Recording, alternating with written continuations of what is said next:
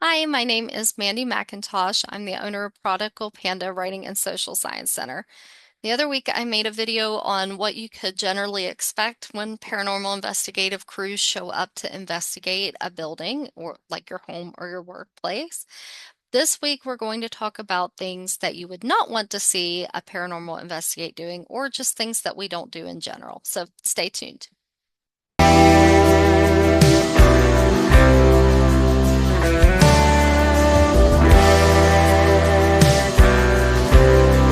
So today I wanted to talk about things that we don't do simply because a couple of years ago, when I started putting out content and really advertising the paranormal investigations that I've done, I had some folks contact me and were interested in my services, but not quite clear on what it was that I did. And most of these people were looking for someone to contact a loved one to know how they were doing on the other side. So today's video, we're going to talk about two areas really. The first one is more about professionalism. So if you contact a paranormal group and they show up and they're doing these things, they're probably not a group that you want to hang out with. Or if you're starting the process of trying to find a paranormal group, these are some things that you should watch out for. And then the second group of things we're going to talk about today are just what we don't do as paranormal investigators in general. So let's start out with the professionalism. And very first thing right off the bat is that paranormal investigators are regular people. There are very few of us in this field that get the opportunity to not do another job and to be able to live solely off of making money from different things that they do in the paranormal field. Um, so you are contacting a group of people that have 40-hour-a-week jobs, maybe more than 40-hour-a-week jobs, have families, children, friends, hobbies other than ghost hunting. So be aware of that when you're contacting someone. I have had people call me and think that I was available and apparently sitting by my phone at 3 a.m. to come out and help with an investigation. And obviously I was asleep because I had work the next day.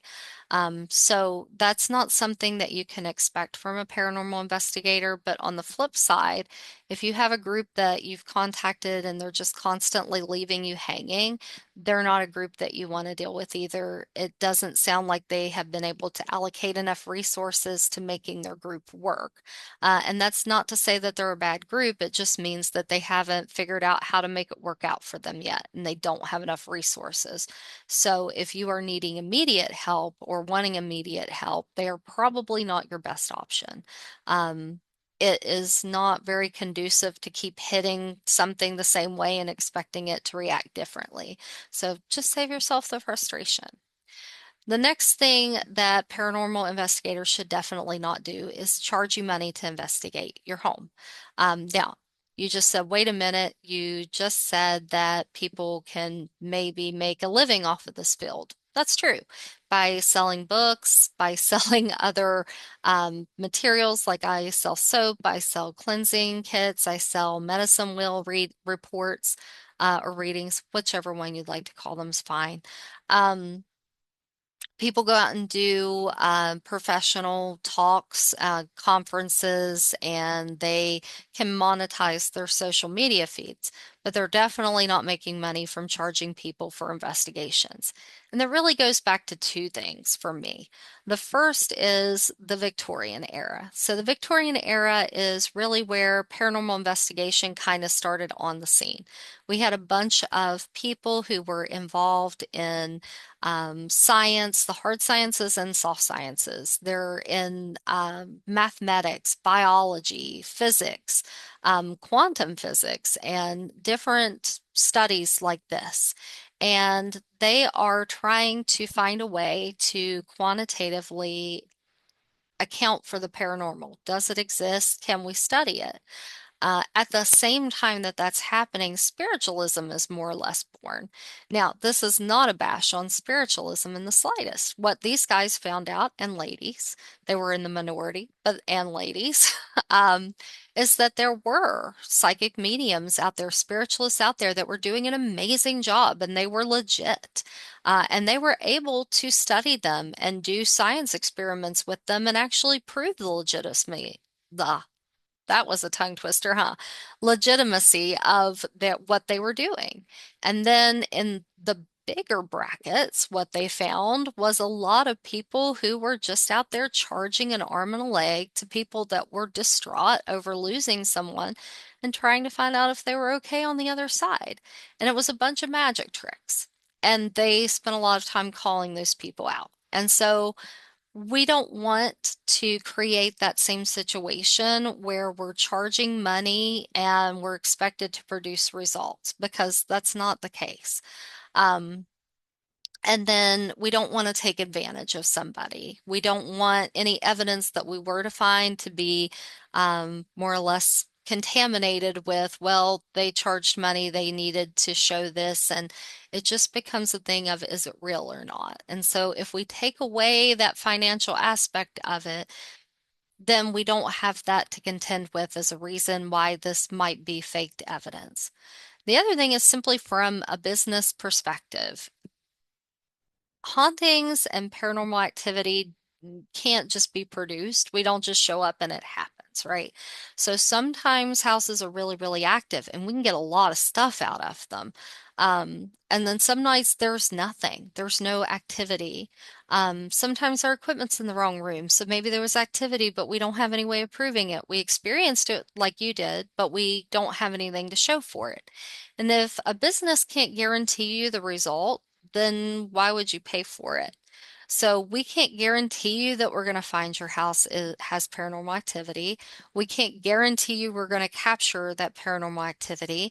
We can't guarantee you that we're going to tell you that it doesn't have paranormal activity. We come out and do what we do. So there's no reason that you should be paying for paranormal investigative services. And I would go as far as to say 99% of people in this field believe that and stick to that. So if you have a group that's charging you to come out and investigate your home, then maybe find another group because that's not the norm in this field. Now let's talk about some behavior of groups that you don't want to see on your property. So let's say that they have made it there. One thing that you don't want to see is that they show up with no equipment. They should be showing up with equipment. They're scientists. They're there to do experiments and try to find tangible evidence that we can look at that says this is paranormal activity or to capture evidence that we can show is not paranormal activity. We catch the activity, but we can find a logical explanation for it.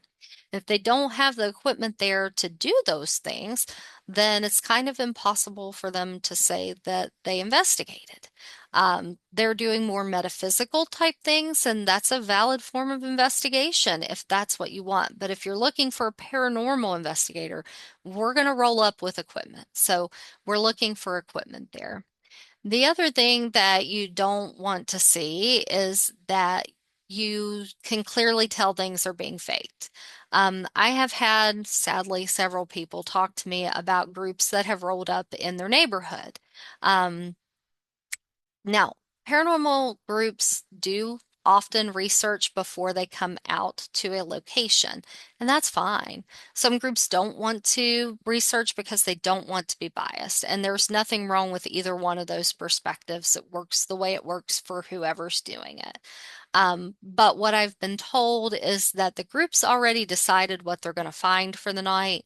They've already decided the story they're going to spin with it, and they're actively finding ways to more or less fake evidence.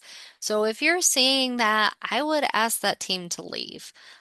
This field does not thrive on faked evidence. It hurts this field a lot when people fake their evidence. And so, I am always very careful with my evidence, and when I get something that's really like, whoa, I always doubt myself because we don't want to introduce something that is faked into this field. So I wouldn't want to be part of that.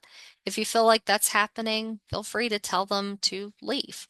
Um, it's not good for you. It's not going to help you get an answer to have somebody come out and fake things for you. So that is something we don't want to see. Now, um, we also don't want to see an investigator come out that is drunk or drugged. Um, different teams have different philosophies on this, and it used to just be a hard and fast no. But I think as we have maybe become more open to certain drugs in society or certain levels of alcohol being more acceptable, it feels like these days that this has become a little bit of a wiggle room thing. Personally, I don't think anybody should have drugs or alcohol in them before they investigate. Um, Now, there are other people that come out with teams that are like psychic mediums and they swear that they do better when they have had certain drugs or like ashwagandha or marijuana or I'm trying to think there's another one, but like these mystical experiences happen when you take these drugs. And to each their own. I don't have a paranormal team, so I don't have a blanket rule for anybody right now. When I had a paranormal team, the blanket rule was if I caught you doing drugs or drinking, you were off the team. Drinking prior to, like if you're a functional alcoholic, you were off the team. If you were drunk on an investigation, you were off the team. If we caught you doing drugs, you were off the team. Um, that's not the same anymore. And then we get into arguments like, okay, the team went to dinner and we had one glass of wine, and now we're going to go do this investigation. Does that count? Well, I don't know. It depends on the person. I wouldn't trust myself after one glass of wine, but I'm a lightweight. For some people, that may not be anything at all to them. So it really just depends. If you see somebody tipsy or like clearly out there that's on your property, feel free to tell them to leave. That's not normal. You know, why would we believe the drunk guy that is investigating your house? They found a ghost in your basement. That's craziness. So, you know, watch for this. It happens, unfortunately. Another thing you want to watch for is if the team is smoking and not clearly designating an area for it.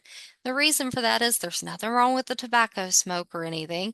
It's that that smoke can create pictures that look like we have a spirit forming in them. We don't want that. Or we have a phantom smell of tobacco smoke and you've got somebody running through the house with a cigarette. It it doesn't work out. So just be aware of it. Whatever level you're comfortable with is fine. You should not have drunk or drugged people out investigating in your home. That sounds like common sense, right? Okay.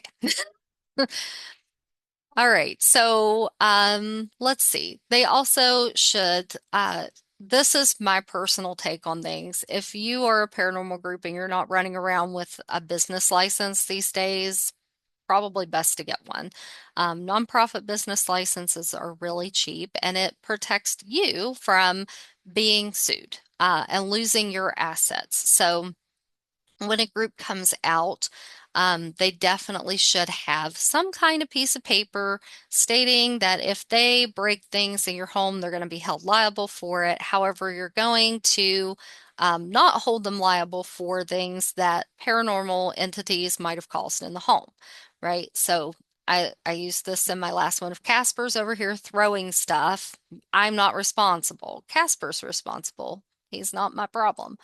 But if I'm over here tearing apart your closet to try to get to your attic and I cause you substantial damages or any damages really, then that's my problem. And you can hold me legally accountable for that. You can be sued for that. The entire team can be sued for that, actually. So we definitely want to make sure that people are not destroying our property. You also should have in that piece of paper about confidentiality. Some people are okay with having their name put on it or, things that might identify them being said. Some people are okay with you releasing the evidence that you catch, but not having their name publicized. There's still stigma that gets attached to people who experience paranormal activity in their homes and hometowns. So, I want to be careful with that. If you don't see a piece of paper to that effect when a team rolls up, I would probably ask for one. We can make one right there, something binding that we're all going to sign that says that. But really and truly, I feel like every group should just have that available for you. And just know that it's not okay for them to destroy your property. If there's something, I have had one home where we wanted to get into the attic. Um, we felt like maybe that was where stuff was coming from. And nobody was really sure where the attic entrance was, and nobody had been up there, and no one knew how big it was. We knew there was one because there was a window. So we asked the homeowner, can we try to get into the attic? We think it's in this closet. And they were okay with that. They were experiencing a pretty extreme level of paranormal activity, and they were more than fine with us trying to get up into the attic. When we got into the closet after we removed the first board, we realized it was going to be something that was going to cause a lot of damage. And we shut down the operation immediately because I'm not here to pay for damages that I create in somebody's home. If they want somebody to go dig through that, then that's a different contract and personally a different group because I wouldn't have been able to do it in any kind of safe way. So, don't expect that people can just damage your house. Another big thing is tape, right? We need to be using tape that is not going to pill your walls and things like that. And groups should be taking that into account and checking it. Accidents always happen, and hopefully everybody's understanding of accidents that happen. But don't just expect that because they're helping you, they're allowed to tear up your personal space. Um, all right. I think I've covered pretty much everything there. Um, yeah, no, I haven't. Paranormal investigators don't go running screaming from buildings. Now, one thing I will tell you is that we love sarcasm. Most people that are in this field I have found to be sarcastic, myself included. Um, we love playing practical jokes on someone, and if there is someone new in the group, we are all out for teasing them ruthlessly and pranking them all night. Um, but it has to be done in a way that one, it's not going to look like paranormal activity, right? We're not there to create anything that might be misconstrued. Um, Normally it's just like I don't know, really sarcastic comments. We might send them on errands that don't exist or have them look for a piece of equipment that has never been made or something like that. When they do something really silly, we're going to make fun of them. So you can expect to see things like that from a paranormal investigator because, again, we sit in buildings all night long, talking to people that may or may not be there. And part of the fun of that is the people you bring along for the ride. And if we can't make it interesting, then it's really not very much fun to go paranormal investigating. You're just sitting in the dark all night. So, we do like to have some fun and we do like to prank, so we do have that, but you should expect professionalism. I really just can't handle the groups that like go out and they run screaming from the paranormal activity that they just asked to see. So just know that that's not a thing that should happen. And it's really concerning when it does happen, right? Because if that's your home and it's sent a paranormal investigator running, then my gosh, should you even go back in the house? Like, um, please know that normally that is something that's been hyped up and um, it's not the reality of the situation, if that makes sense. Um, I'm gonna give you an example of what that might look like. So everybody's all over the field with their beliefs, right? And some Christians believe that there's only demons and angels. And so for them, anything with any kind of grumpiness, irritableness, frustratedness, anger, that's a demon. And for anything that's light and love, that's an angel. And that's all there is for them. There's no in between. And that's their beliefs. And I'm not here to trash them. It is not my belief.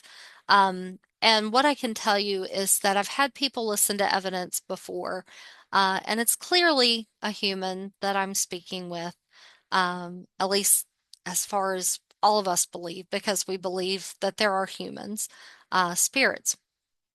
But still, if the voice is too deep or it's just like electronically that that weird like oh thing that you hear, that to them is automatically something bad. And that's just not true. You're asking something to manipulate energy to try to make a sound. And sometimes that sounds more normal, and sometimes that doesn't sound normal, and that's okay. It doesn't mean that you have a demon in your house just because something spoke and it has a deep voice and you can't quite understand it. And I have several friends that automatically go there, right? Um, or if an activity is misunderstood, like let's say something is grabbing you and pulling you. Maybe they're trying to pull you away from something. Maybe they're just trying to get your attention and want you to come over here. And in some people's minds, it's, oh my gosh, they're pulling me. They're a horrible entity and they're trying to drag me off to hell. And that's just not true. So just remember that honestly, things are not just constantly malicious, and I would be wary of a group that constantly labels something as malicious over and over and over and over again, because that's just not been majority of us, our experience in this field. Things get misunderstood, and some activity can just seem powerful. Now, I have also said through activity that I'm not going to say was demonic and I'm not going to say it was even malicious, but it was certainly scary. When I was out at Sleeper Mortuary just this past summer, we were down in the basement, and I have a clip out on my social media of what I picked up on a REM pod. I had been watching it for probably 20 minutes, running back and forth. To me, it looked like something called an elemental. I've dealt with them before. They are not malicious, but they are there to protect the land. And so anything that is disrupting that land is kind of a threat to them, which makes sense. They're an earth spirit. And so they will bum rush or push somebody, and it's to protect their land. It's not to like just be a malignant spirit, right? And this thing was not hurting anything. I moved the REM pod down. We did get some some colorful language from it. And I'm not sure that it is what created what happened shortly thereafter, or not. But what happened shortly thereafter, after I moved that REM pod down, was that there was this really big, loud knocking coming from right behind where we were investigating. Now, there is a furnace there, but we're in June, late June, investigating there. So it's not like the furnace is on. Now, could it have been a problem with the furnace? Absolutely. We didn't know what it was. And I've never felt more like I was in a horror movie in my life than sitting there. And in my head, I was kind of calculating things out. Like, is it trying to get me to run this way? Maybe it's going to push somebody. Is that even it? What is this sound? And going through a variety of different scenarios. And in my head, I was thinking, we probably need to get out of here. I really like the saying that Jason Hawes came up with, when in doubt, get the hell out. Um, if it's not a safe situation and you're feeling like maybe I shouldn't be here, it's perfectly okay to leave. It's not okay to go running and screaming and scaring a client, right? So we stayed down there and the noise stopped and we did go upstairs and investigate. We didn't go running anywhere.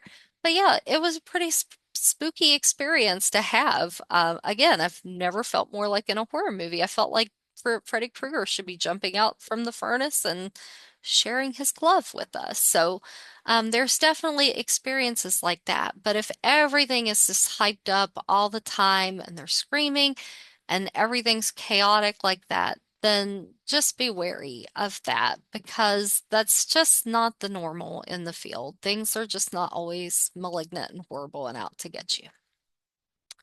So, Now that we've talked about professionalism, let's hop over and talk just briefly, actually, about what you call paranormal investigators for and just what we don't handle. So, paranormal investigators just don't go places where there's not already activity there. I have been accused left, right, up, and down of summoning the dead. I don't know how to summon the dead, and I've never summoned the dead. Um, so if somebody has activity, that's where we go. If there's not activity there, we don't go there.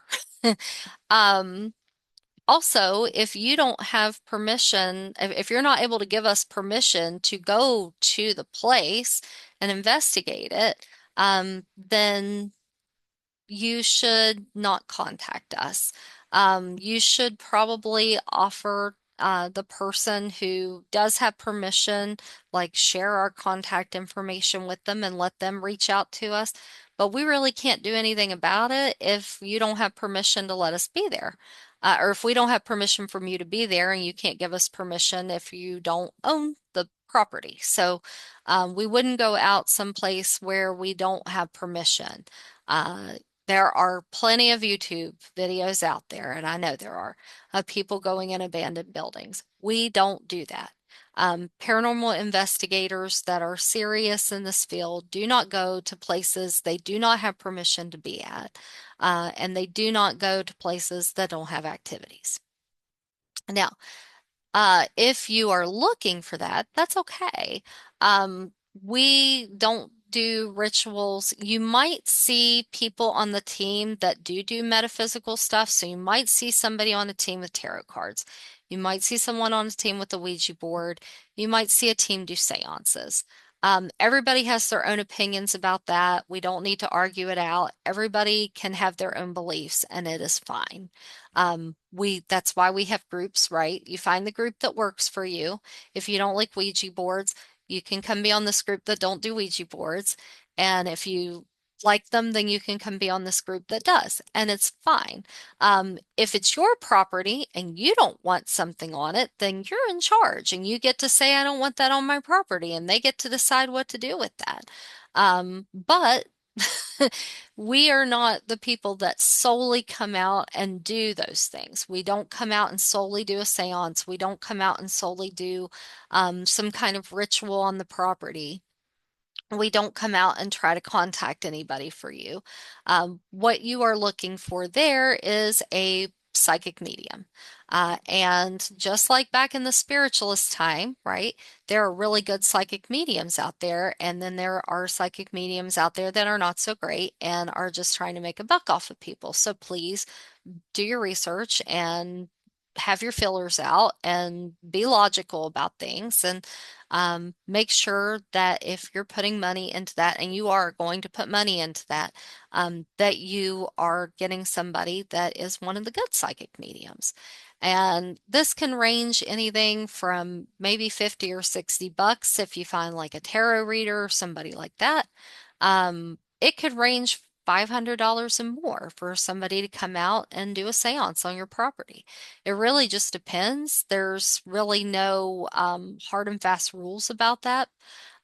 You might be able to find somebody that just is a practitioner of Wicca or paganism that would come out and do a ritual or something like that for you. Not all pagans do things like that. Not all Wiccans do things like that. It's not a blanket statement. But in general, if you're looking for rituals like that, you're going to be looking into the pagan and Wiccan religions.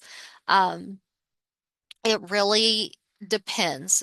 Your best place to start, if that's what you're looking for, is probably a metaphysical store or on social media right now. There's tons of people out there that do offer these things.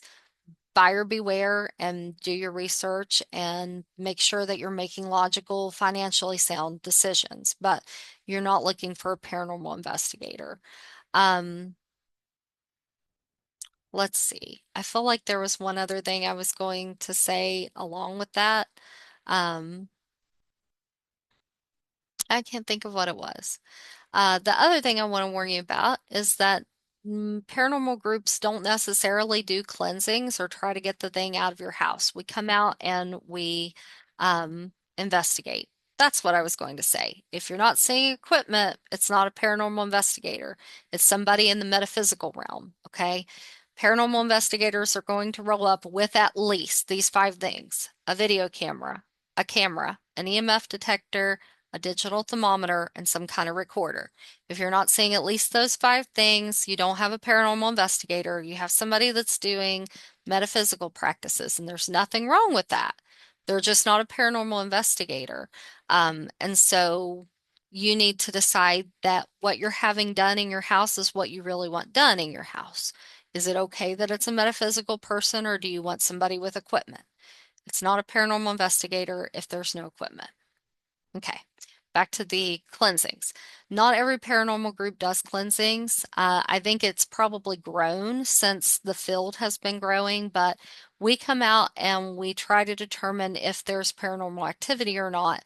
And at that point, a lot of groups, that's where they leave. They might refer you to some people. Those people may be helpful, they may not be helpful, but that's where that ends for them. So make sure you know up front. If you find paranormal activity, can you do a cleansing? Can you do a blessing? Do you work with somebody that does these? Because you might find that they come and say, yep, you definitely have paranormal activity, and we recommend you contact a priest or your spiritual advisor of some sort. And that's it. Okay. So be aware of that. We don't necessarily do that cleansing part. Some groups do, some groups don't.